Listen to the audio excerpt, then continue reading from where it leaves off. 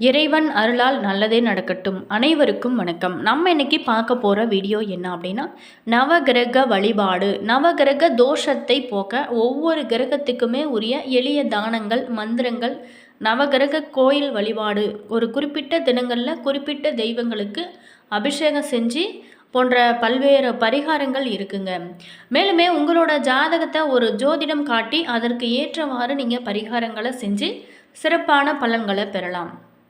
மேலுமே எங்கே போய் ஜாதகம் பார்த்தாலுமே நவகிரக வழிபடுங்க அப்படின்னு தான் சொல்லுவாங்க.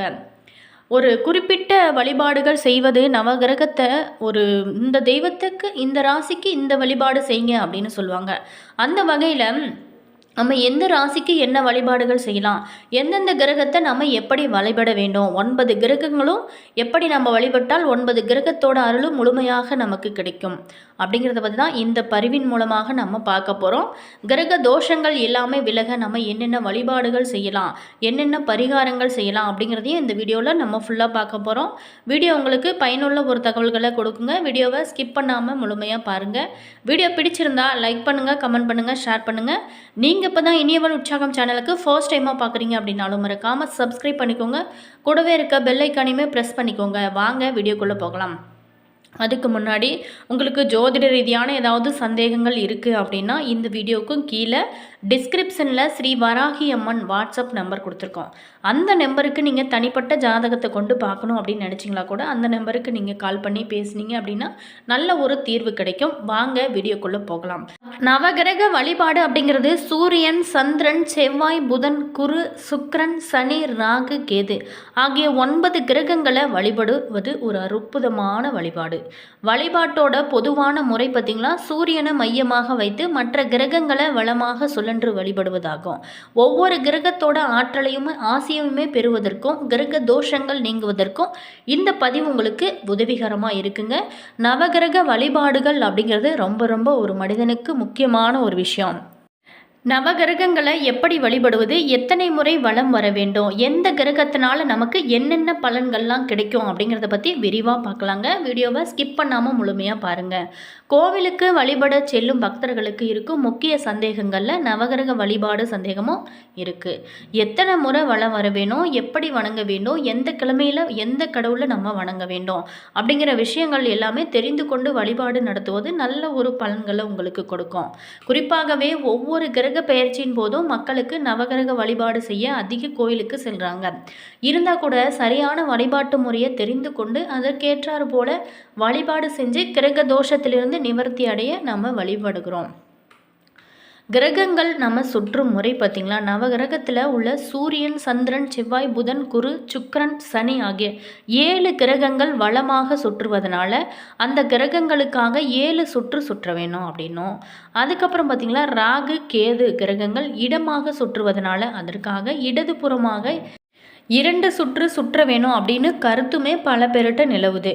அப்படிதான் செய்ய வேண்டுமா அப்படிங்கிற கேள்வியும் கூட பல பேர்த்தோட மனதில் எழுவதுண்டு.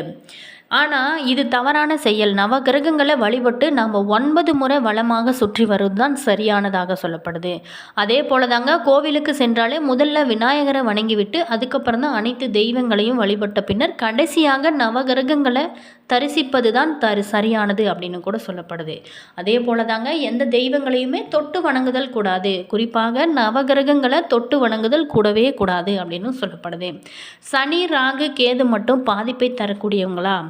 பெரும்பாலானவங்க சனி, ராகு, கேது கிரகங்கள் தான் பாதிப்பை ஏற்படுத்தக்கூடியது எனவும் நினைக்கிறாங்க. ஆனால் சுப கிரகங்களாக சொல்லப்படும் புதன், குரு, சுக்கிரன் ஆகியவங்க கூட அவங்க அமைந்திருக்கும் இடத்தை பொறுத்து நன்மையோ அல்லது பாதிப்பையோ ஏற்படுத்துவாங்க. இதனால் நவகிரகத்தில் உள்ள அனைத்து கிரகங்களையுமே வழிபடுவது ரொம்ப ரொம்ப முக்கியங்க. கிரக வழிபாடும் அதோட பலன்களும் முழுமையாக பார்க்கலாம். சூரிய பகவானை வழிபட்டாலே உங்களோட வாழ்வோட ஆரோக்கியமும் மங்களமும் முழுமையாக கிடைக்கும். அடுத்ததாக சந்திர பகவானை வணங்கினாலே அவரை போல பிரகாசமான புகழானது உங்களுக்கு கிடைத்து கொண்டே இருக்கும். அடுத்தது செவ்வாய் பகவானை வழிபடுவதனால அங்காரனை வணங்கினால் உங்களோட தைரியம் பார்த்திங்களா அதிகரிக்கும்.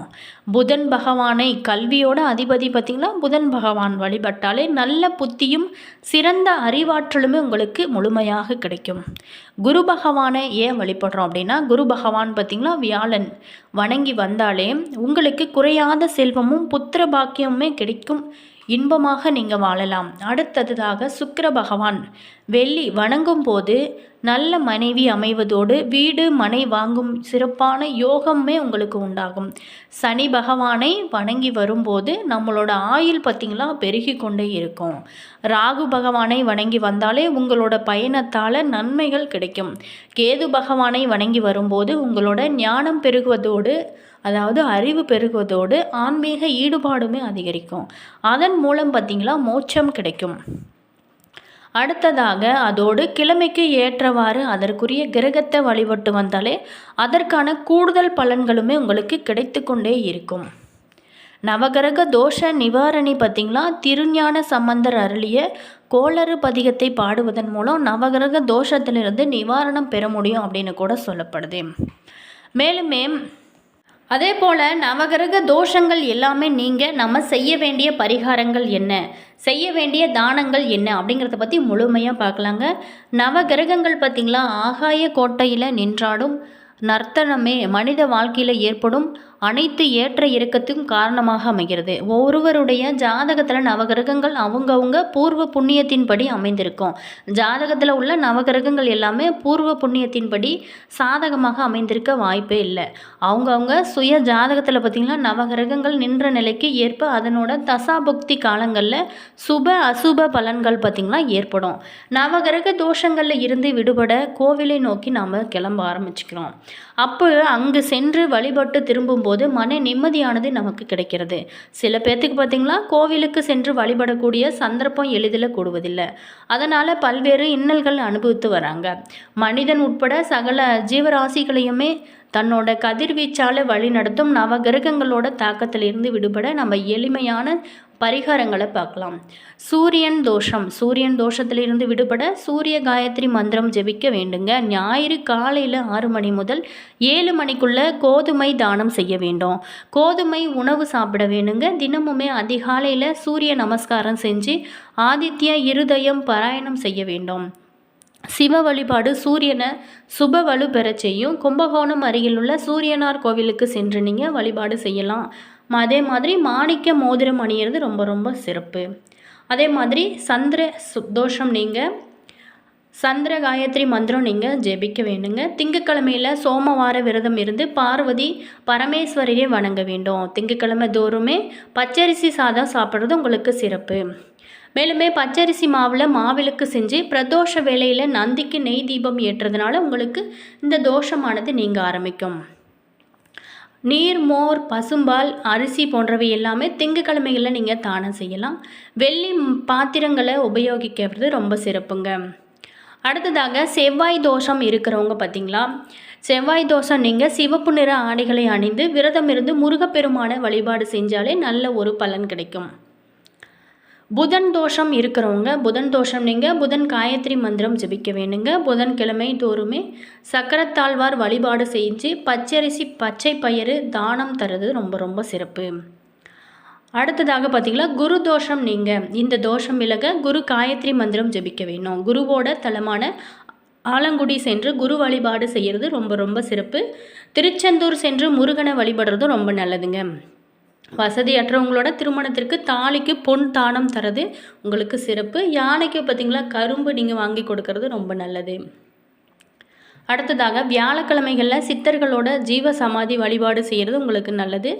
மேலுமே சனி தோஷம் இருக்கிறவங்க என்ன வழிபாடு செய்யலாம், சனி தோஷம் விலக சனி காயத்ரி மந்திரம் ஜபிக்கிற வேணுங்க. சனி தலமான திருநள்ளாறு சென்று வழிபடுறது ரொம்ப ரொம்ப சிறப்பு. அன்னதானம் கூட நீங்கள் செய்யலாம். சனிக்கிழமை வரும் பிரதோஷ தினத்தில் சிவனுக்கு வில்வ இலைகளால் அர்ச்சனை செஞ்சு வழிபடலாம். சனிக்கிழமையில் பார்த்திங்கன்னா ஆஞ்சநேயர் வழிபாடு உங்களுக்கு பல்வேறான மாற்றத்தை கொடுக்கும். அடுத்ததாக ராகு தோஷம். இந்த தோஷம் நீங்கள் ராகு காயத்ரி மந்திரம் ஜபிக்க வேணும். கும்பகோணம் திருநாகேஸ்வரம் சென்று வழிபாடு செய்கிறது உங்களுக்கு நல்லதுங்க. அடுத்ததாக கேது தோஷம். இந்த தோஷம் விலக கேது காயத்ரி மந்திரம் ஜெபிக்க வேணும். விநாயகர் ஆஞ்சநேயர் வழிபாடு உங்களுக்கு நல்ல ஒரு பலன்களை கொடுக்கும். அதோட விழுதுள்ள ஆலமரம் கேதுவின் அம்சம், எனவே ஆலமரத்தை வழிபட வேண்டும். மேலுமே சடைமுடியும் தாடியும் வைத்து இருக்கும் சாது சன்னியாசிகள் வழிபாடு சிறப்பை உங்களுக்கு கொடுக்கும். ஆந்திர மாநிலம் காலசஸ்தி சென்று வழிபட்டாலே இன்னல்கள் அனைத்துமே தீர்ந்து மகிழ்ச்சியாக இருக்கலாம். இந்த முறையில் நீங்கள் நவகிரக வழிபாடுகள் வழிபடும் போது உங்களுக்கான தோஷங்கள் எல்லாமே நீங்கி நீங்கள் எப்போதுமே மகிழ்ச்சியாக இருக்கலாம். நீங்கள் நினைத்தது எல்லாமே நடக்கும், கேட்டதுமே கிடைக்குங்க. சனி தோஷத்திலிருந்து நீங்கள் விடுபடலாம். அனைத்து விதமான நவகிரக தோஷமே நீங்கும். All viewers, thank you.